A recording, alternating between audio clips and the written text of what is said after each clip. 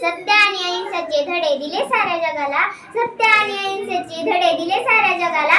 कोटी कोटी वंदन करतो बाप्पू आम्ही तुम्हाला, कोटी कोटी वंदन करतो बाप्पू आम्ही तुम्हाला. सर्वांना माझा नमस्कार. माझे नाव शिवानी रत्नदीप पटाडे. इयत्ता चौथी. आज मी तुम्हा सर्वांना महात्मा गांधीजींविषयी 2 शब्द सांगणार आहे. ते तुम्ही शांतचित्तेने ऐकून घ्यावी ही माझी नम्र विनंती. महात्मा गांधीजी हे भारताचे थोर स्वातंत्र्य सैनिक होते.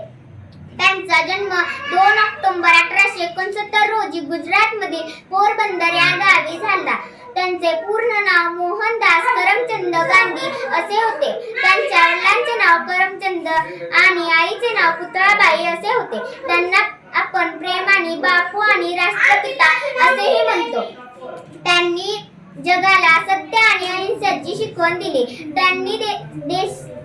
त्यांनी आपले संपूर्ण जीवन देशासाठी समर्पित केले. जीवन जगले देशासाठी, देशच होता त्यांचा प्राण.